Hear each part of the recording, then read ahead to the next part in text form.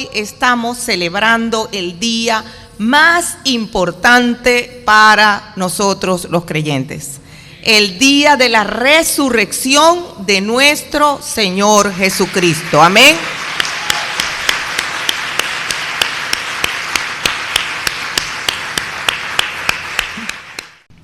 Nosotros nos preguntamos, pero ¿por qué el día de la resurrección es tan importante para nosotros? Cuando nosotros damos un regalo por cumpleaños, por una actividad especial, por graduación, Día de la Madre, Día del Padre, nos gusta recibir una retroalimentación que nos indica que ese regalo no solamente llegó a las manos deseadas, sobre todo ahorita que estamos con el asunto de la inmigración, algunos hijos están por otros países, envían un regalo para su mamá o para su papá y ellos quieren saber que de verdad el regalo llegó a su destino y que llegó a la persona deseada. Pero otra cosa que necesitamos saber es si el regalo gustó, si fue de gusto, si fue de alegría, si fue de gozo para la persona que lo recibió. Eso es algo que nosotros necesitamos. Bueno, la resurrección tiene importancia precisamente por eso, porque la resurrección es la comprobación de que el sacrificio de Jesucristo en la cruz del Calvario fue aceptado y aceptable por el Padre. Si el Señor Jesucristo no hubiera resucitado, nosotros no tendríamos esa retroalimentación para saber que el sacrificio de Cristo fue aceptado por el Padre. ¿Se da cuenta por qué es tan importante la resurrección? Porque a través de la resurrección nosotros conocemos que Jesucristo es un príncipe de paz, un rey que en este momento está vivo. Ese es un gran daño que a muchas personas nos hizo la institución católica cuando nos presentó a un Cristo perennemente crucificado. Algunas personas que profesamos en algún momento el catolicismo, nos es difícil desarraigar de nuestra mente la idea del Jesucristo crucificado, que sí lo fue, y de eso vamos a hablar dentro de un rato, para recordar que ese Cristo crucificado y dolido en la cruz también resucitó. ¿Y sabe una cosa? Estas situaciones, ¿por qué nos resulta a nosotros tan difícil desarraigar de nuestra mente estas cosas? Porque para nosotros es difícil desarraigar de nuestra mente los paradigmas. Por eso hoy quiero reflexionar con ustedes acerca de los paradigmas. La palabra paradigma proviene del griego paradigma, que es un modelo mental, un patrón mental que en algún momento nosotros hemos recibido o que nos ha sido grabado en alguna situación.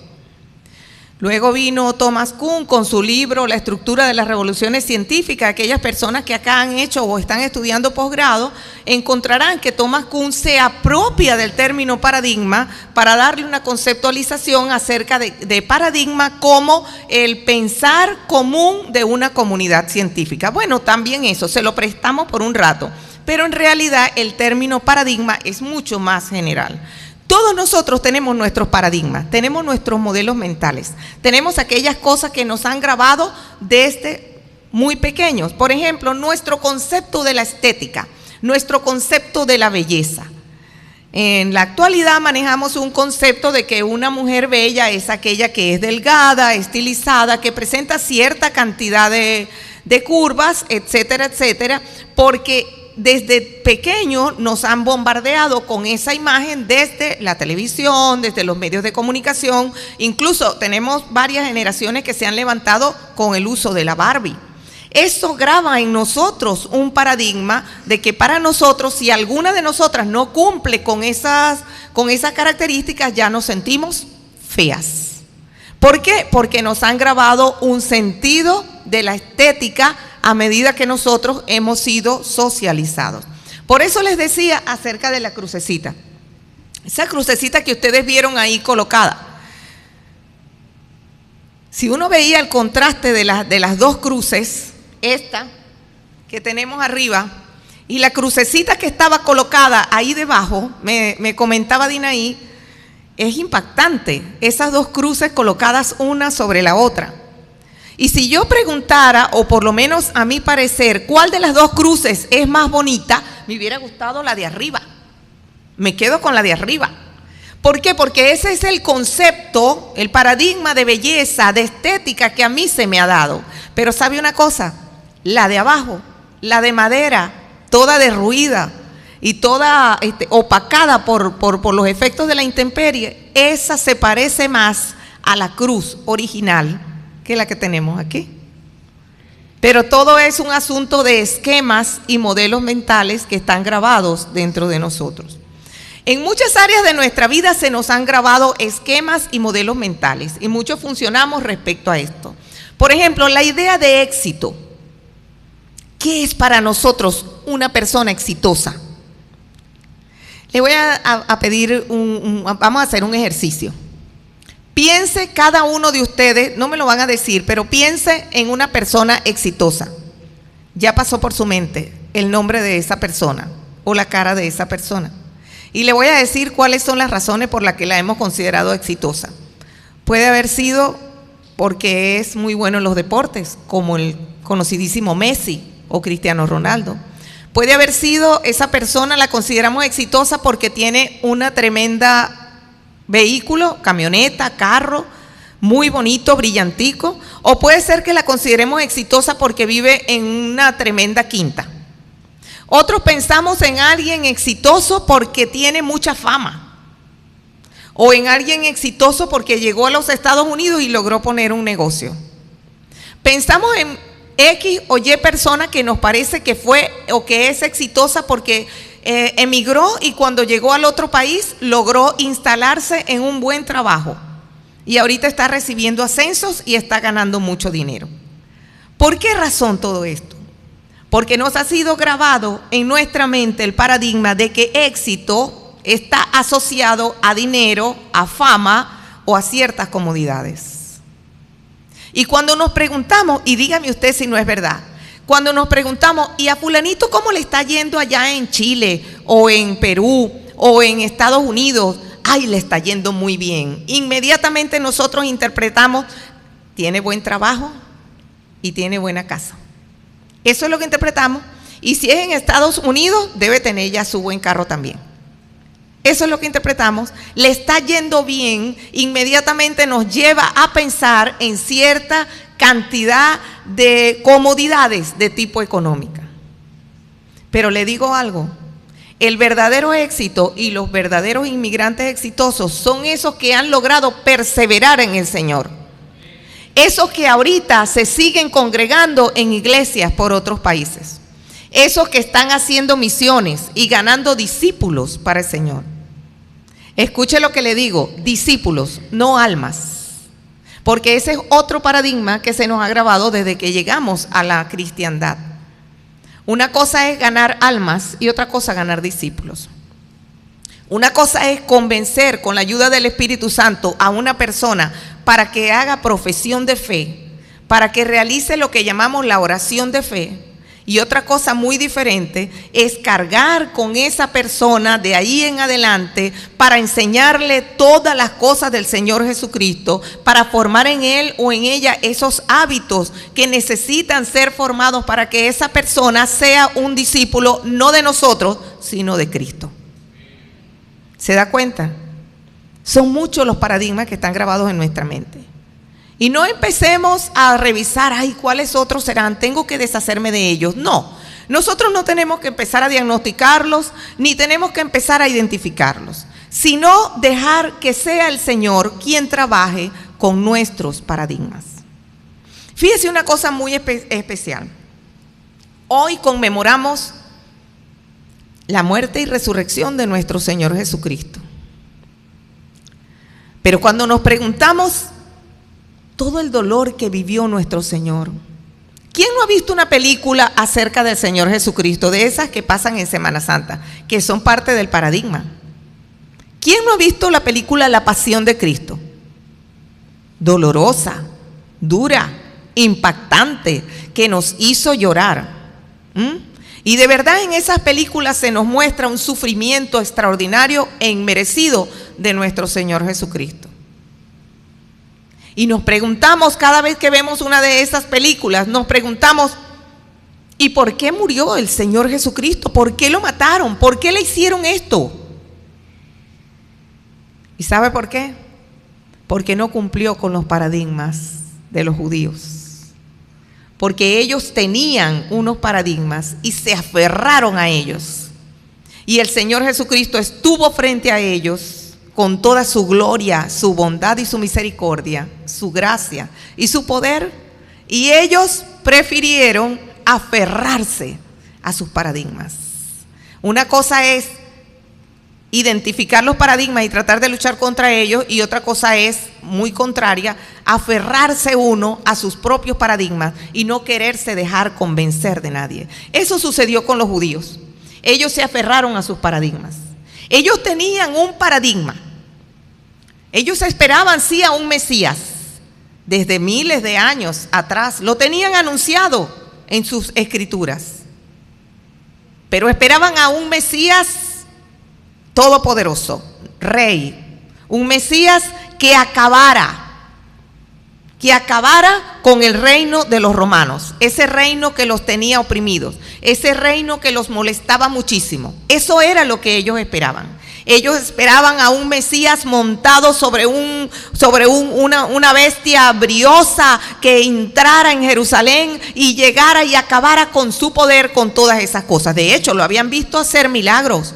Lo habían visto desde calmar tempestades hasta pasar de un lado a otro del mar. Lo habían visto multiplicar panes, multiplicar peces. Lo habían visto hacer muchas cosas. De manera que ellos se aferraron a esa idea. Y cuando ese Jesús no cumplió sus paradigmas, cuando vieron esas manos que ellos querían, llenas de poder, lanzando rayos para acabar a los romanos, y la vieron más bien tocando a los leprosos y levantando a los pobres, no les gustó.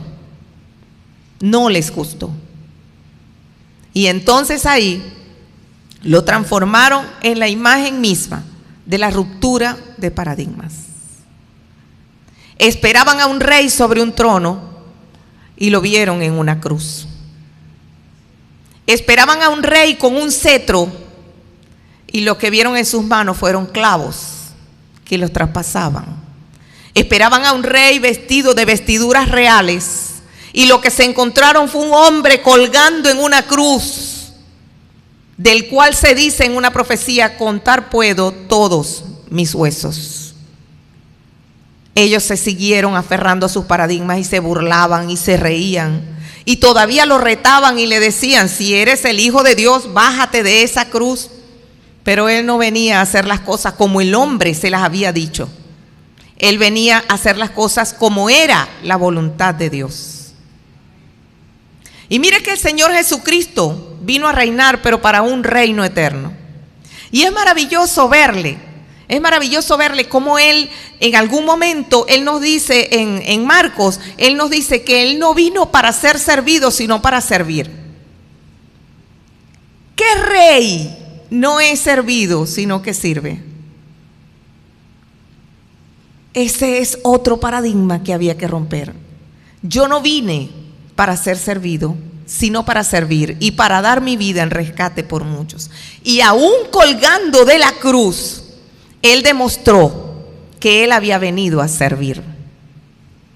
Porque servir es hacer algo en beneficio de otras personas. Y mire que Él hizo cosas en beneficio de nosotras. 7 palabras se le cuentan o se le contabilizaron en todos los evangelios. 7 expresiones, 7 frases, pero en cada una de ellas el Señor Jesucristo servía. En cada una de ellas Él pensaba en la necesidad de los demás. Vamos a hacer un breve recorrido por esas 7 palabras. Pero antes de eso, vamos a colocar delante del Señor este recorrido.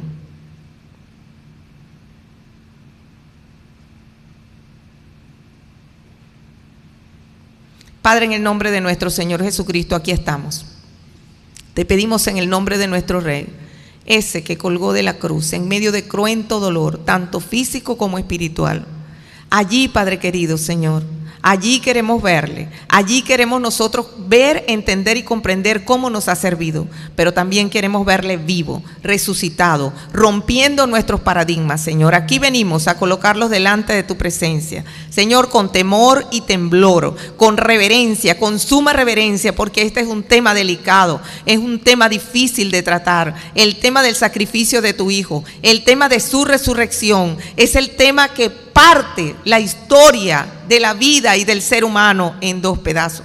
Te pedimos en el nombre de Jesús que hoy nos hagas ver, Señor, que abras nuestros ojos, que oigamos con nuestros oídos, Señor, a través de tu palabra, Dios mío, acerca del sufrimiento de tu Hijo, pero acerca también de su resurrección, porque en cada uno de estos eventos, Señor, tú rompiste nuestros paradigmas. En el nombre de nuestro Señor Jesucristo, te lo pedimos, mi Dios. Amén.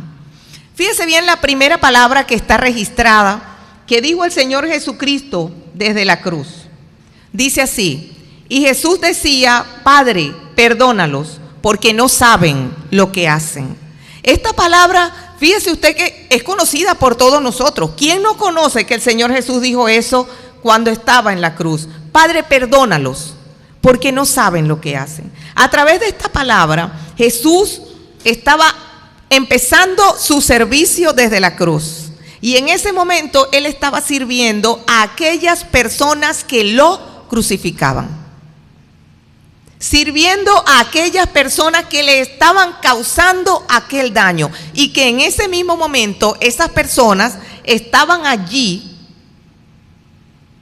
maltratándolo, burlándose y riéndose de él. Él hace su servicio elevando esta oración a Dios. ¿Sabes que las Biblias estas que repartieron, que son muy buenas, la Biblia del expositor son excelentes, pero hay una pequeña cosa en la que difiero de la interpretación que da esta persona respecto a esta palabra? Él dice que esta oración no fue respondida. Yo pienso que sí fue respondida. ¿Sabe por qué? Porque el Señor Jesucristo estaba pidiendo por las personas que lo estaban crucificando, que lo estaban maltratando. Y en ese mismo momento, cuando Él muere, en esas mismas horas, cuando Él muere, dice que hasta el centurión dijo, verdaderamente, este es Hijo de Dios. Era el primero en ese momento que estaba confesando que Jesús era el Hijo de Dios. Pero más adelante, en Hechos 6:7, nosotros vemos un testimonio donde dice que crecía la iglesia y que muchos se convertían, incluyendo muchos sacerdotes. ¿Sabe quiénes estaban en ese momento en la crucifixión gritando crucifíquele? Los sacerdotes, junto con otra multitud, pero quienes incitaron a la multitud fueron ellos, lo que llaman los saduceos. Los saduceos eran los sacerdotes. Y esos sacerdotes, no digo todos, pero muchos de esos sacerdotes se convirtieron un tiempo después. Lo dice Hechos 6:7. De manera que esta oración de Jesús sí fue respondida. Ahora bien, sigue Jesús con su ánimo de servicio, ¿verdad?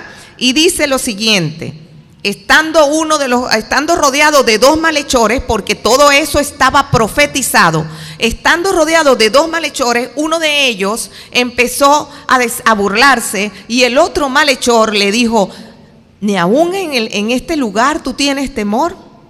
Nosotros estamos aquí conforme a lo que nuestros hechos merecieron, pero ningún daño ha hecho. Cuando este malhechor estaba diciendo estas palabras, estaba reconociendo su condición pecaminosa.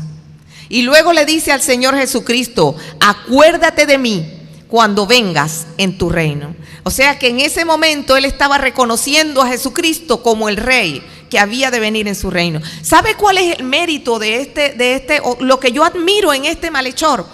Que para nosotros, a lo mejor desde este momento que ya conocemos que Jesucristo resucitó, es más fácil creer. Pero un hombre que colgaba de una cruz al lado de un hombre ensangrentado, al lado de un hombre maltratado, al lado de un hombre que a lo mejor estaba desnudo o medio desnudo porque le habían quitado sus vestiduras, decirle acuérdate de mí cuando vengas en tu reino, solamente el Espíritu Santo podía haber dado esa iluminación a este hombre para que entendiera que ese que estaba colgando ahí era un rey. ¿Y qué le responde el Señor Jesucristo? Le responde, de cierto te digo que hoy estarás conmigo en el paraíso. de cierto te digo que hoy estarás conmigo en el paraíso. Hay mucha doctrina en esta expresión. Mire cómo Jesucristo aún desde la cruz nos estaba dejando un servicio, porque nos estaba dejando mucha doctrina y mucha información. Esta frase solamente daría para toda una predicación. Respecto, fíjese, te digo que hoy estarás conmigo en el paraíso. Significa que desde el mismo momento que ese ladrón muriera, iba a pasar con el Señor Jesucristo a estar en su presencia. Esto derriba todas aquellas mitos y leyendas de que uno va a un purgatorio, de que la persona va y se queda dormida para siempre, etcétera, etcétera. Los que creen se van directo con Jesucristo al morir, y los que no creen se van directo al infierno. Ahí no hay duda, o al lugar de tormento, como lo quieran llamar. Ahí no hay ninguna duda. No es que se va a quedar dormidito ni esperando el juicio final, no. Jesús le dijo, de cierto te digo que hoy estarás conmigo en el paraíso. Posterior a eso, el Señor hizo otras cosas de las cuales no vamos a hablar aquí porque nos complicaríamos mucho. Pero lo que le quiero dar a entender es que con esta frase el Señor Jesucristo nos dejó doctrina. Mire cómo Él estaba colgando de la cruz y todavía estaba pensando en nosotros, sirviéndonos, rindiéndonos un servicio, haciendo algo para que quedara en nuestro beneficio. Ahora nosotros sabemos que una persona simple y llanamente, arrepintiéndose de sus pecados y aceptando que Jesús es el Señor de su vida, con eso pasa a la salvación. Es un acto instantáneo, no es un acto progresivo. Mire toda la doctrina que se extrae de una sola frase de nuestro Señor Jesucristo, colgando de la cruz. La tercera palabra es interesante. Mire lo que dice. Cuando vio Jesús a su madre y al discípulo a quien él amaba, que estaba presente, dijo a su madre: mujer, he ahí tu hijo. Y después dijo al discípulo: he ahí tu madre. Y desde aquella hora el discípulo la recibió en su casa. Han distorsionado cualquier cantidad de cosas de esta frase. Que María, que tiene un poder, que hay que recibirla como madre. Por Dios. El Señor Jesucristo estaba buscando en ese momento refugio para una mujer vulnerable, no para una mujer poderosa. Él estaba buscando un refugio para su mamá, que tuviera sustento, que tuviera compañía, que tuviera alguien que la recibiera en su casa y la ayudara con su dolor. ¿Y sabe qué servicio nos brinda el Señor Jesucristo con esto? Nos da ejemplo respecto a la importancia que nuestro Dios le da a la familia. Colgando de la cruz, no solamente pensó en los que lo estaban dañando, pensó en los que estaban a su lado, sino que pensó en su familia. Y esto da para mucha tela que cortar. Porque la familia es una institución que fue instaurada por Dios desde el momento de la creación. Por eso es tan importante defender la historia de la creación. Porque con todos los otros mitos y leyendas y lo que llaman la teoría darwiniana, la cual nunca pudo ser comprobado, el mismo Darwin reconoció antes de morir que tenía muchas dudas de lo que él había planteado. Pero con eso, y la comunidad científica lo acogió con entusiasmo, porque esa es la manera de ir desintegrando la idea de la importancia de la familia. Porque el Señor varón y hembra los creó. Y este varón y esta hembra están dados para tener hijos, multiplicar, fructificarse. Fructificar y multiplicarse, perdón. ¿Se da cuenta usted? Y aquí Jesús, a través de estas palabras, reafirma nuevamente la importancia de la familia. Y esto es bueno para tener también tener mucho cuidado nosotros, prevenirnos, apercibirnos, porque muchas veces nosotros le damos más importancia a la iglesia que a la familia. Y pensando que servimos al Señor y pensando que servimos al ministerio, a veces, no digo aquí porque en Alfa y Omega no he visto eso, Pero a veces algunas personas pueden llegar a descuidar a su familia. La persona está aquí puntualmente el domingo y uno le pregunta, ¿dónde están sus hijos? Oye, ¿cómo le va a sus nietos? Ay, no, se quedaron en la casa durmiendo porque si me ponía a vestirlos no llegaban temprano. No estás rindiendo un buen servicio.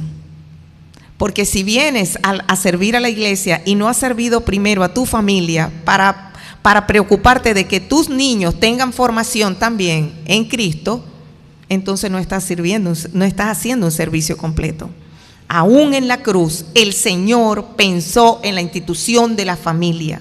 Eso no significa que vamos a utilizar a la familia como una excusa para no venir a la iglesia, no. Significa que tenemos que encontrar el equilibrio, el balance, la forma de que sirvamos primeramente a nuestro Dios, porque somos discípulos de Cristo. Segundo, que tengamos responsabilidad sobre nuestra familia y la formación de nuestras generaciones futuras hacia Cristo. Y tercero, ahí sí entra nuestro servicio en ministerio y en iglesia. Y usted dirá, pero esto es escandaloso. No es escandaloso, hermano, porque nuestra primera iglesia, nuestro primer ministerio es cuidar esa familia. Y si nosotros no podemos cuidar, enseñar y estar vigilantes de la formación espiritual de esos nuestros niños, entonces ¿cómo podemos tratar de cuidar la formación espiritual de otras personas? Hay un paradigma que nos han formado desde muy pequeños. Yo también soy parte del mismo. Desde muy pequeños se nos dijo que teníamos que estudiar y tener una carrera para que con eso pudiéramos tener mucha bendición. Que tuviéramos carro y casa, porque ese es el paradigma de bendición, carro y casa. Y yo desde pequeña me formé con eso, estudiando, y cuando mis hijas crecieron, estudiar. Y sí, es verdad, el estudio académico es importante. Y cada uno de nosotros tiene pleno deber y pleno derecho de buscar el mejor colegio y la mejor maestra para nuestros niños. El problema con este paradigma es que nos hace descuidar la importancia de la formación cristiana de los niños. ¿Se han dado cuenta de eso? Los llevamos a la mejor escuela, hacemos los sacrificios que sea para pagar esa escuela. Buscamos para ellos una escuelita por la tarde para que hagan las tareas y aprendan mucho más. Pero el domingo no los queremos traer a la iglesia. No, vamos a dejarlo que duerma. ¿Y por qué no lo dejas dormir el lunes? Porque tiene que ir a la escuela. Exacto, pues el domingo tiene que ir a la escuela dominical. Estamos pendientes todos los días de que realicen su tarea impecable, que no se vea ni un pequeño borroncito en esa tarea. Eso es magnífico, maravilloso, pero estamos pendientes de que lean aunque sea un versículo cada día. ¿Cuántos días hace que nuestros hijos, nuestros nietos o nuestros sobrinos no leen un versículo en su casa? ¿Cuántos días hacen que no los ponemos a hacer una oración? Y si ellos no hacen una oracioncita al Señor por su maestra, por su tarea, por salir bien en el examen, por cualquiera de esas cositas cotidianas, ¿cómo creen ustedes que van a ver ellos la mano de Dios si no ven respuesta a las oraciones? Porque no hacen oraciones. ¿Se da cuenta cómo los paradigmas se apoderan de nosotros y el Señor nos convoca a tratar de cambiar, a tratar de variar? Y seguimos aquí. Fíjese, cuarta palabra que dice el Señor Jesucristo. Y mire, aquí entra, una vez que Él sirve a los que están ahí cerca, entra en una especie de tratamiento íntimo de lo que Él estaba viviendo en ese momento. En ese tratamiento íntimo, Él dice 4 expresiones. Pero en ese tratamiento íntimo también nos estaba sirviendo, porque ahí era donde Él estaba cargando nuestro pecado y pagando nuestra deuda. Dice así: desde la hora sexta hubo tinieblas sobre toda la tierra hasta la hora novena. Y cerca de la hora novena Jesús clamó a gran voz diciendo: Elí, Elí, lama sabactani. Esto es: Dios mío, ¿por qué me has desamparado? Este es un momento histórico, mire, ya Leminer nos hizo reflexionar acerca de eso. Es un momento histórico, porque es el momento donde el Señor Jesucristo cargó sobre Él toda la angustia, el dolor y la repulsión de nuestro pecado. Y no le estoy diciendo el pecado de las personas que estamos aquí solamente. El pecado de toda la humanidad durante los 2000 años que han transcurrido de allá para acá y durante todos los años que transcurrieron antes de él. Allí, en ese momento, y no me extraña que haya habido tinieblas sobre toda la tierra. Era como para que hubiera tinieblas, porque el Señor Jesucristo mismo estaba dentro de la tiniebla de tener que cargar nuestro pecado. Pero como dice la misma Biblia que el Padre, respecto al Padre, muy limpio eres de ojos para ver el mal. Obviamente el Padre, en ese momento que el Señor Jesucristo cargó angustiado con nuestros pecados, obviamente el Padre se apartó un poco, no lo miró, porque Él no mira el mal. El Señor Jesucristo colgado en la cruz, cumpliendo con aquello que era la voluntad del Padre.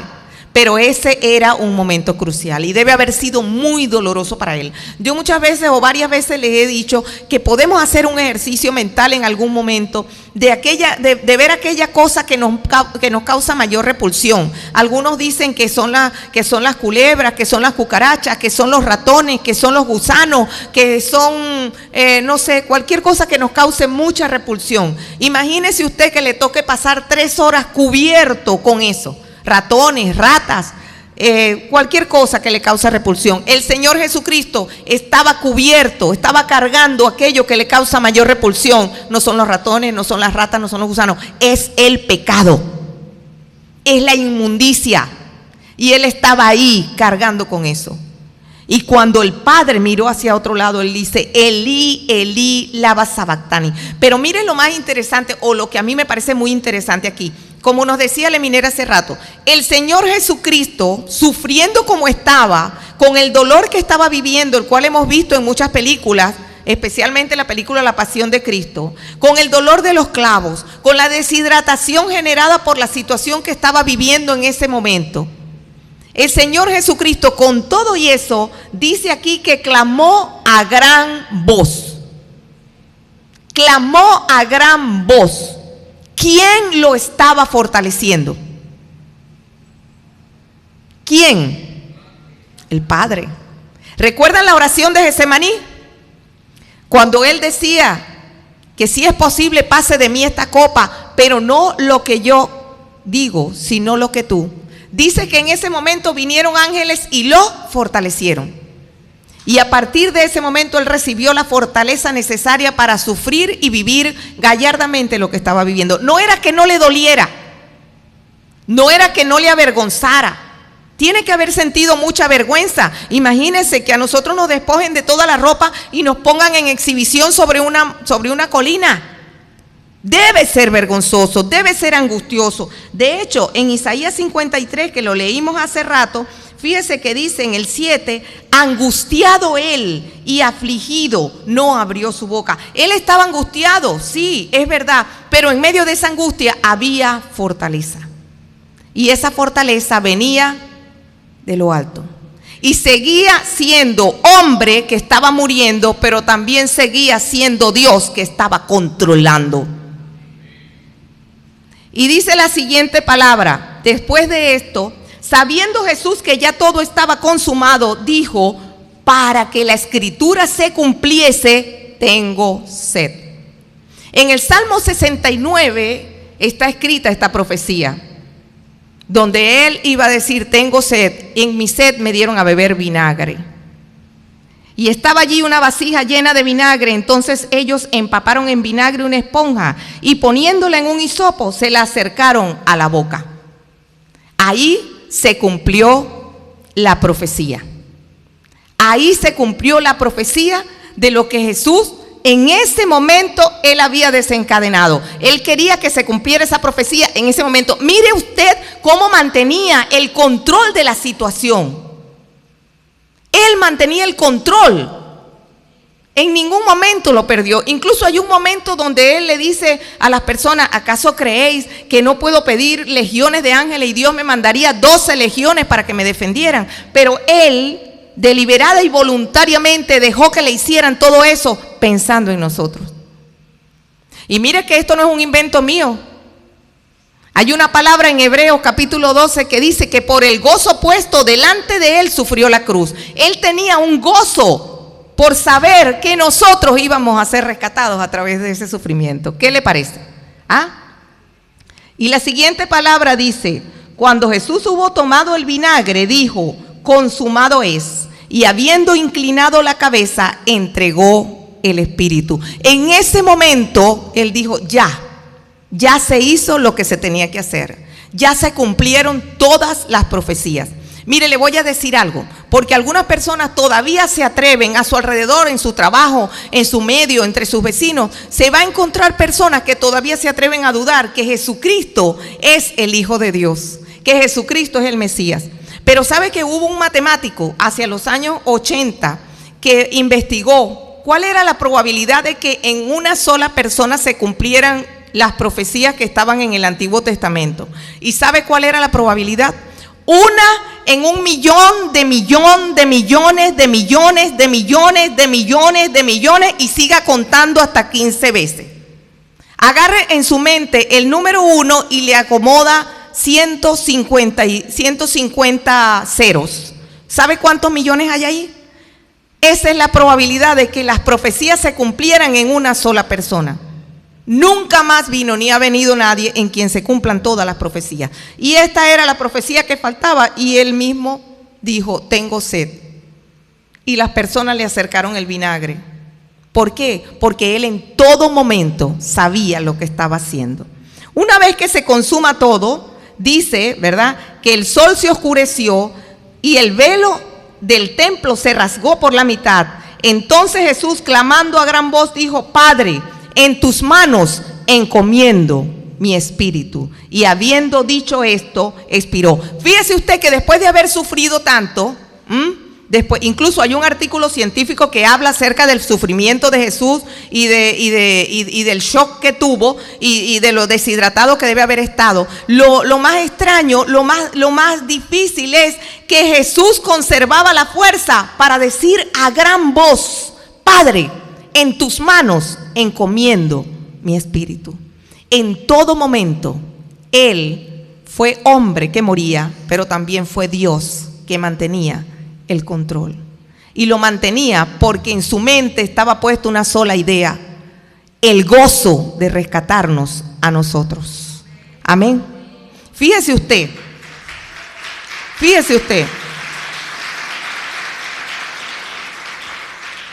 El hombre que no cumplió las profecías, el hombre que no cumplió los paradigmas, pero sí cumplió las profecías, ese era el hombre que colgaba de la cruz. Ahora bien, resulta que viene el momento del triunfo, el momento de la victoria. Pasa ese día sábado, el cual era día de reposo para los judíos, y viene el momento de la resurrección. ¿Usted cree que los discípulos estaban esperando la resurrección? Le cuento que no, un chisme. No estaban esperando esa resurrección. ¿Sabe que me puse a hacer una especie de, porque cada uno de los evangelios da un relato de los hechos de la resurrección? Y en cada uno de ellos encontramos detalles y encontramos cosas que de verdad son ilustrativas. Entonces me puse a hacer un ejercicio más o menos aquí en la casa y lo consulté con las muchachas y ellas me encontraron algunos errores y los reacomodé. Mire cómo se dieron los hechos de la resurrección.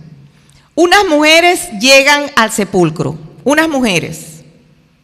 Se dice en algunos evangelios que estas mujeres eran María Magdalena, una se llamaba Juana, otra se llamaba María, era la madre de Jacobo, y fueron llegando otras mujeres. Preste atención a esto, mujeres. ¿Se acuerda del Dios que rompe los paradigmas? No fueron varones, no fueron hombres. No le estoy diciendo con esto una expresión feminista de que las mujeres somos más importantes, no, es que Dios rompe los paradigmas. Y Él, en su inmenso amor y misericordia y gracia, decidió darle protagonismo y valor a estas mujeres. Estas mujeres iban al sepulcro a tratar de ungir de nuevo el cuerpo de Jesús. Ellas querían rendir un servicio a Jesús aún después de muerto. Ellas mantenían tanta fidelidad a nuestro Cristo que aún habiéndolo visto que estaba muerto, ellos dijeron, aún así, nosotros queremos servirle. Los varones estaban por allá. Dice que las mujeres llegan al sepulcro, que los ángeles mueven la piedra y espantan a unos guardias que estaban ahí vigilando el sepulcro, quienes se desmayaron. Las primeras mujeres que llegaron oscurito, ellas vieron este episodio. Luego Lucas dice que llegan otras mujeres cuando ya había salido el sol. Entonces ellas observaron todo esto. El ángel habla con las mujeres y les anuncia la resurrección y las envía a decirlo a los discípulos. El ángel les explicó, no, aquí no está Jesús, ha resucitado, pero ellas no lo vieron en ese momento. Y esas mujeres pegaron la carrera. Dice, vaya y se lo anuncian a los discípulos. Y dice, algunas de las mujeres huyeron del sepulcro y no dijeron nada. Esto lo dice Marcos 16. Algunas mujeres del grupito se quedaron calladitas, estaban asustadas. Pero María Magdalena dice que fue a buscar a Pedro y a Juan y les dijo que no aparecía el cuerpo. Pero todavía no habían visto a Jesús resucitado. Estaban confundidos, estaban turbados, no hallaban cómo interpretar este episodio. Pero algunas salieron asustadas y se quedaron calladitas. En cambio María fue y buscó a los discípulos. Dice que Pedro sale corriendo al sepulcro y se va a su casa maravillado. O sea, Pedro llegó al sepulcro, encontró que ahí estaban el sudario y la sábana con la que habían envuelto a Jesús acomodaditas. ¿Qué tiene de importante el hecho de que hayan estado acomodaditas? Que si usted sabe que los ladrones no acomodan nada, los ladrones más bien hacen desorden. Cuando uno abre la puerta de la casa y consigue un desorden, uno dice, se metieron. ¿No es verdad? Se metieron. Entonces nadie robó ese cuerpo, nadie había robado ese cuerpo. Cuando ellos llegan y ven esas cosas ahí acomodaditas, dice que estaban acomodadas a un lado, ellos dicen, oye, aquí pasó algo, no entendemos, pero aquí pasó algo que no fue un robo de cuerpo, y se fueron para su casa. Luego dice que Jesús se aparece a María Magdalena, quien estaba llorando frente al sepulcro. Ahora yo me pregunto, ¿por qué María Magdalena estaba llorando frente al sepulcro? Si lo que estaba aconteciendo eran cosas que eran sobrenaturales, el cuerpo no estaba. El cuerpo no aparecía y era como para que ellos recordaran que Jesús les anunció varias veces que había de resucitar. Pero en su confusión no lo recordaba. Y es aquí donde nosotros entramos en el relato, que yo lo voy a estar leyendo acá para que usted vea versículo por versículo. Pero María estaba afuera llorando junto al sepulcro, y mientras lloraba se inclinó para mirar dentro del sepulcro.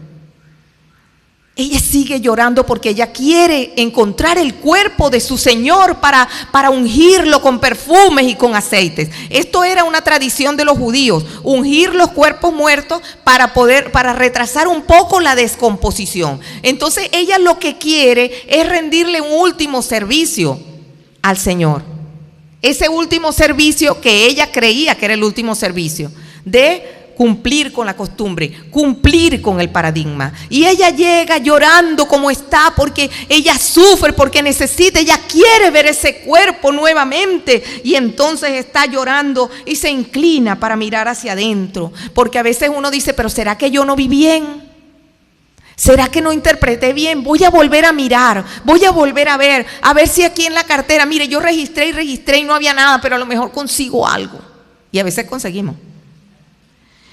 Y vio a dos ángeles con vestiduras blancas que estaban sentados, al uno a la cabecera y el otro a los pies, donde el cuerpo de Jesús había sido puesto. Estos ángeles han permanecido allí. Ellos movieron la piedra, hablaron con las damas con las mujeres tempranito, y las mujeres salieron corriendo, y ellos han permanecido ahí para seguir anunciando que Jesús ha resucitado, pero nadie lo ve.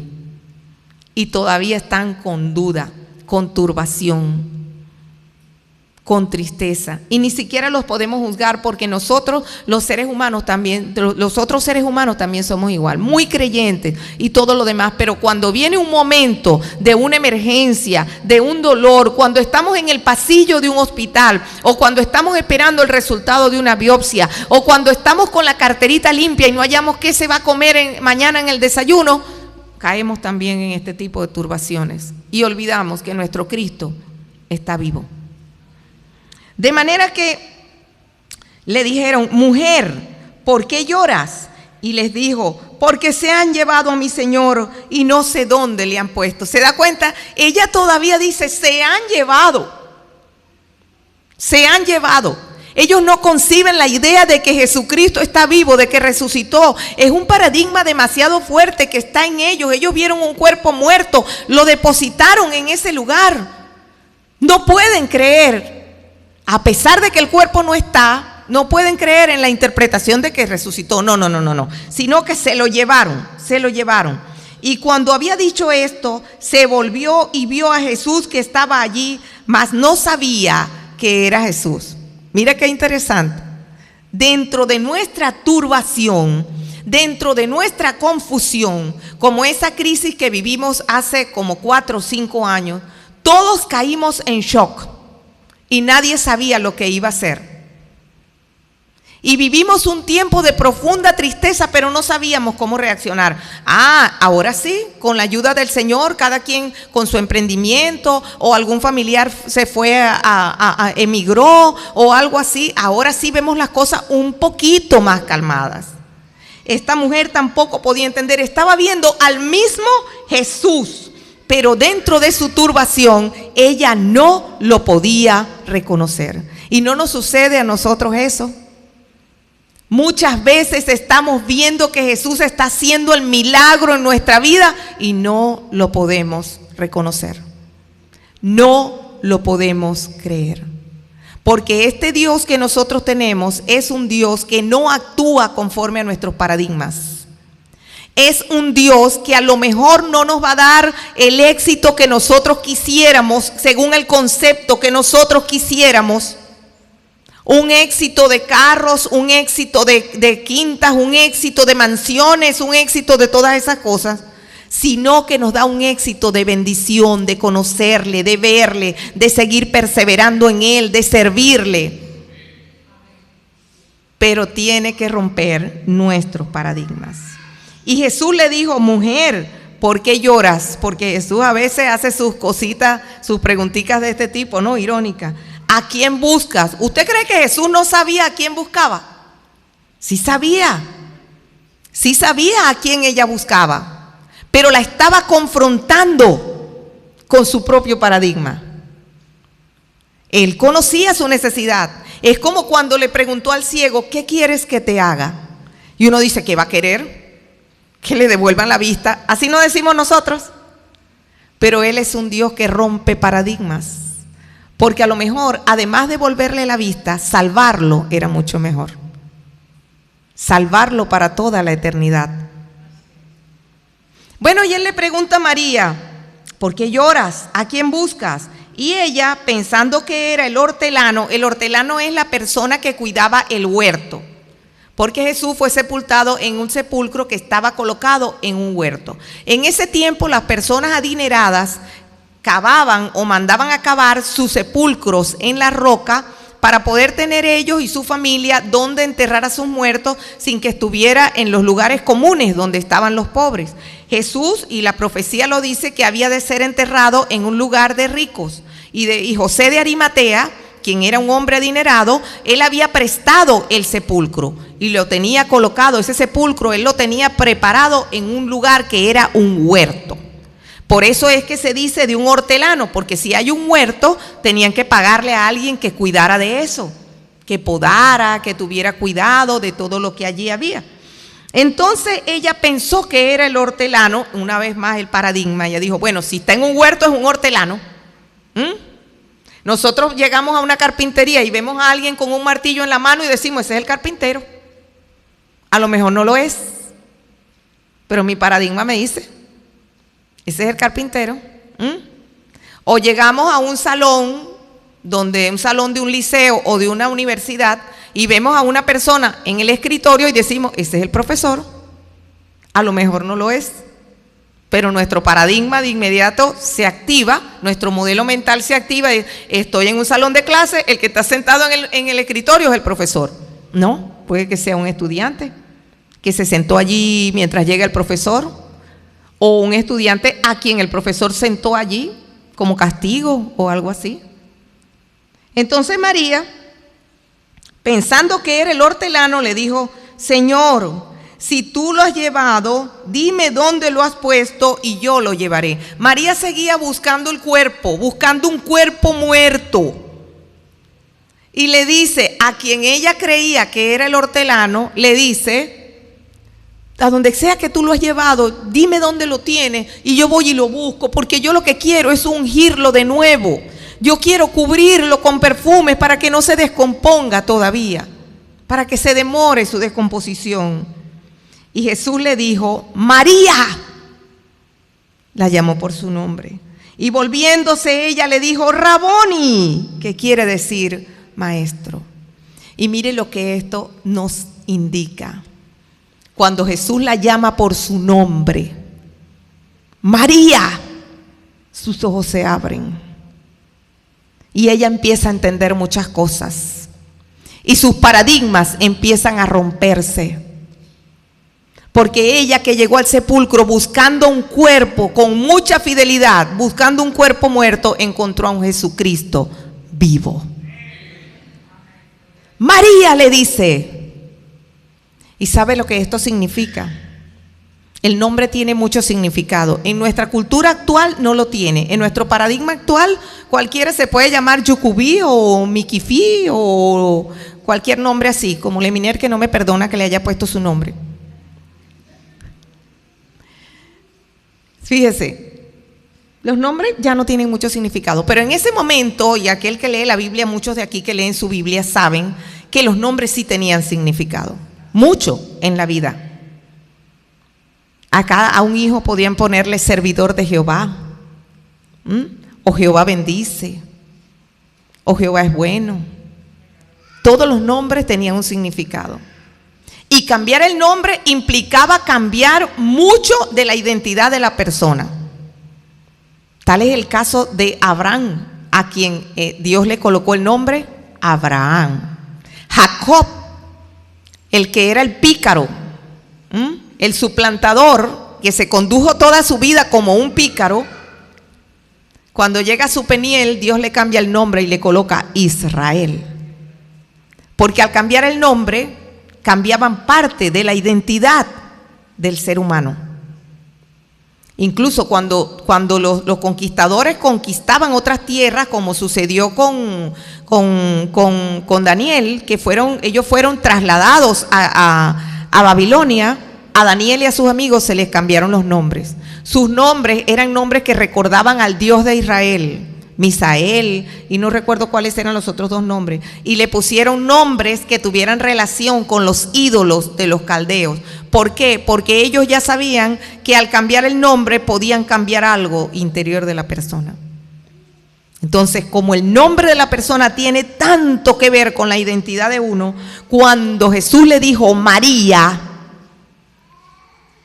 le estaba diciendo: mujer, mujer que me adora, mujer que me alaba, mujer que me sirve, mujer fiel. Ahí estaba englobando él toda la relación que había entre el Señor y su discípula. María, se abren sus ojos.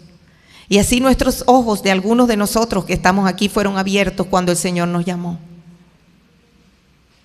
Cuando nos llamó por nuestro nombre, en medio de nuestras circunstancias, y nos dijo: tu circunstancia no es esa, sino la que yo tengo para ti. Nosotros respondimos y vinimos a sus pies. Y cuando María escucha esto, le dijo: Raboni, que significa mi maestro. Maestro. ¿Por qué? Porque, como les digo, Jesús en ese momento se identificaba con su discípula y ella se identificaba con su maestro. Y así tenemos que ser todos nosotros. Identificarnos con nuestro maestro, porque nuestro maestro es nuestro Señor Jesucristo. Cualquiera de nosotros se puede parar aquí en este púlpito y decirle algunas cosas y ayudarle a interpretar, pero su maestro por naturaleza y por antonomasia es y será siempre nuestro Señor Jesucristo. Por eso esta relación tan hermosa entre discípula y maestro. En este caso fue una mujer porque a Dios le plació romper los paradigmas. En aquel momento la mujer no era tomada en cuenta. En aquel momento incluso un testimonio de una mujer no tenía validez jurídica, judicial, no tenía validez. Y el Señor Jesucristo decide presentarse a una mujer. Y luego se presenta a varias mujeres, porque así le plació. Y luego se presenta de último a sus discípulos, porque le place romper los paradigmas, porque le place romper con nuestros planes, le place romper con nuestros anhelos, con nuestras ambiciones, porque Él siempre tiene algo mejor. María llegó a esta tumba buscando un cuerpo muerto, inerte, y lo que encontró fue a un Jesucristo crucificado. ¿Qué hizo esta mujer? Se lanzó a sus pies. Y Jesús le dijo: no me toques, porque aún no he subido a mi Padre, mas ve a mis hermanos y diles: subo a mi Padre y a vuestro Padre, a mi Dios y a vuestro Dios. Aquí vuelve el Señor Jesucristo a romper un paradigma. A los discípulos que hasta ahora habían sido sus discípulos y que en algún momento les dijo: ya no os llamaré siervos, ahora os llamaré amigos. En este momento les llama hermanos. Dice: ve a mis hermanos. Es maravilloso que nosotros veamos que el Señor Jesucristo nos ve como hermanos. Él es nuestro hermano mayor, primogénito, nuestro Señor, nuestro Rey, nuestro Salvador, quien manda, quien gobierna. Pero nosotros, sí, nosotros somos su cuerpo, somos sus hermanos. Y Él se place y se complace en romper nuestros paradigmas, en romper con nuestras programaciones mentales, con todos esos programas que llevamos en nuestra mente. Situaciones, muchas de ellas que al mismo tiempo ha demostrado que son falsas. ¿Usted recuerda cuando la inmigración estaba en pleno apogeo? Y se iban nuestros hijos, y se iban nuestros sobrinos, y se iban nuestros hermanos de la iglesia. ¿Y qué pensábamos nosotros en aquel momento? Que no los íbamos a ver nunca más. Nuestro modelo mental nos indicaba que no era posible que volvieran. ¿Y no han vuelto? No han regresado muchos de ellos. No los hemos recibido con gozo. Y algunos han venido a visitarnos. Y también nos hemos gozado en sus visitas porque se han establecido en otro lugar. Pero nos visitan. Pero nuestro paradigma, nuestra forma de ver las cosas, muchas veces tiene que ser rota por el Señor con dolor. María llegó a la tumba buscando un cuerpo muerto. Y nuestro Señor Jesucristo la sorprendió con un Cristo vivo y resucitado. Y a María le costó despojarse de su esquema mental. Porque le decían, no está aquí, le dijeron los ángeles, ha resucitado. Y ella siguió llorando. ¿Dónde está el cuerpo? Yo lo quiero embalsamar. ¿Pero qué vas a embalsamar, mujer? Si ya no está nada ahí, lo que hay es un cuerpo resucitado, un Jesucristo vivo. No lo tienes que embalsamar. Muchos de nosotros nos apegamos a nuestros propios planes, a nuestros propios deseos, a nuestras propias paradigmas, a nuestras propias programaciones. Y el Señor, mire, le aseguro, siempre, siempre, siempre tendrá algo mejor de lo que nosotros estamos pidiendo o esperando. Lo dice su palabra. Esto no son palabras vacías. Ay, la hermana Leti nos quiere animar. No, su palabra lo dice. Dice en Efesios 3:20 que Él es poderoso para hacer las cosas más abundantemente de lo que pedimos o entendemos. No nos sigamos aferrando a ese deseo, a ese anhelo, a esa programación. Y mire que no le estoy diciendo que no vaya a interpretar mal, que programar y planificar es malo. No, siempre tenemos que planificarnos para algo. Pero el Señor a veces deshace ese plan y lo convierte siempre en una experiencia mejor. Siempre. Esa es la visión que tenemos que tener. Esa es la visión que hemos de tener. Señor, yo te pido tal cosa, pero no se haga mi voluntad, hágase la tuya. Y si lo que te estoy pidiendo no es tu voluntad, entonces no me lo des. Y cualquiera de nosotros puede decir en su mente, no, hermana, yo no le voy a decir al Señor que no me dé mi carrito, que se lo estoy pidiendo desde hace tanto tiempo. No, hermana, si yo tengo años pidiendo por mi casita, ¿cómo le voy a decir al Señor que no me la dé? Señor, tu voluntad siempre será mejor. A lo mejor el Señor no le tiene una casita, a lo mejor le tiene una mansión. A lo mejor no le tiene un carro, le tiene un avión. Déjelo que sea Él el que haga. Sigamos pidiendo, sigamos buscando tener esta relación que María tenía con su Raboni. Que cuando Él la llamó por su nombre, entonces ella entendió, este es mi maestro. Que el Señor Jesús esté en libertad de llamarnos por nuestro nombre y decirnos, quiero que vayas a tal parte, quiero que hagas esto, quiero que me sirvas aquí, quiero que me sirvas en el hospital, quiero que me sirvas en el ancianato. Ay, no, Señor, pero yo quería servirte en un púlpito. Quiero que me sirvas en el hospital. Vaya al hospital. Póngase en contacto con su vulnerabilidad. Entonces, si el Señor lo manda, si el Señor le indica, póngase en contacto con su vulnerabilidad. Porque cuando vamos a un hospital y vemos a las personas allí enfermas y a las personas allí que se han roto una pierna o que se han roto unos huesos, uno dice, Señor, estos huesos también se pueden romper. Un simple accidente de vehículo. Y glorificamos a Dios y le decimos, gracias, porque todavía puedo caminar para llegar hasta aquí, hasta el hospital. Cuando vamos a un ancianato y vemos un anciano allí abandonado y nos cuenta su historia y nos cuenta que tuvo hijos, que tuvo nietos y que por alguna razón algunos de ellos se fueron, partieron o murieron. Y por eso están ahí, estamos en contacto con nuestra vulnerabilidad porque decimos, ¿quién asegura que mis hijos van a estar en mis últimos años? Ahí es donde nosotros dependemos del Señor y decimos, lo aseguras tú. Lo aseguras tú. Despojémonos, hermanos, y esa es la invitación del día de hoy.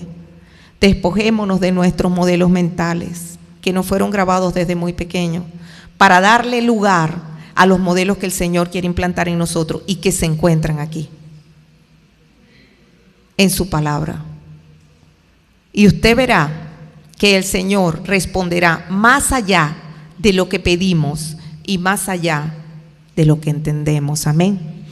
Y si hay alguna persona acá que todavía sigue aferrada a sus modelos mentales que le grabaron desde niño, de que tiene que hacer obras buenas para poder venir a Jesucristo, hoy también le decimos, eso no es lo que está en la Biblia. La Biblia dice que somos salvos por fe. Que si confesamos que Jesús es el Señor de nuestra vida y creemos en nuestro corazón lo que hoy estamos celebrando, que Dios le levantó de los muertos, será salvo. Es un acto instantáneo. Como el ladrón en la cruz, instantáneamente. Si usted está aferrado, es que no puede ser, yo no puedo ir al cielo sin haber hecho buenas obras. No. El ladrón en la cruz no tuvo tiempo de hacer buenas obras. Él bajó de allí muerto. Pero el Señor Jesús le dijo, hoy estarás conmigo en el paraíso. Por eso en este momento le invitamos a cualquier persona que se encuentre aquí aferrada a sus paradigmas, despójate de ese paradigma, cree en el Señor Jesucristo, cree que te ofrece salvación gratuita, que si tú confiesas con tu boca que Él es tu Señor, como hizo ese ladrón, y crees en tu corazón que Dios le levantó de los muertos, tú serás salvo. Las obras buenas vienen después, en agradecimiento a Dios, porque estamos agradecidos del Dios que tenemos y de la salvación que nos ha brindado, pero no son la puerta para entrar al cielo. Amén. Si alguna persona tomó esta decisión en este día de confesar a su Señor, a Jesús como su Señor, yo le pido que levante su mano para que podamos orar por él o por ella. Nadie, igualito estaremos orando por todos ustedes. Oraremos para que el Señor abra sus ojos, para que el Señor le dé entendimiento. Y si alguien tomó esta decisión y no levantó su mano porque le dio pena, todavía está en oportunidad de acercarse a las personas que ha visto acá arriba, que hemos pasado por acá. Cualquier de las personas que hemos pasado por acá, nuestro hermano Edwin, nuestra hermana Lourdes, que estuvo temprano saludando, las personas que cantaron, cualquiera de estas personas se puede acercar al final del servicio y nosotros estaremos muy contentos de poder ayudarle y de poder orar por ustedes y darle la respectiva bienvenida. El Señor me les bendiga, el Señor me les guarde. Pongámonos de pie y demos gracias al Señor. Vamos a dar gracias al Señor. Padre, en el nombre de nuestro Rey Jesús, te damos gracias, Señor. Porque hoy hemos visto, Dios mío, el episodio, Señor, más importante de toda la historia de la humanidad. Ese Cristo que colgó de la cruz y que pensó en nosotros en ese lugar. Ese Cristo que resucitó y que se nos muestra hoy vivo, sentado a tu lado, mandando y gobernando sobre toda la creación. Ese Cristo, oh santo, santo, santo Dios, es al que nosotros buscamos y servimos. Te pedimos en este día, Señor, que tú nos ayudes a despojarnos de algunos esquemas, modelos, planes, anhelos, ambiciones que tenemos. Que nos ayudes a despojarnos de eso, porque sabemos que lo que tú tienes para nosotros es mejor. No queremos aferrarnos a un cuerpo para embalsamarlo, queremos aferrarnos a la vida que tú nos ofreces. Queremos aferrarnos a las cosas maravillosas que tú nos ofreces, al nombre nuevo que tú nos ofreces en el cielo, a las cosas que tú nos ofreces en lo alto. A eso queremos aferrarnos, Señor. Y sabemos que veremos tu gloria aquí en la tierra y allá en el cielo. En el nombre de nuestro Señor Jesucristo. Amén y amén. Dios me les bendiga y me les guarde. Amén.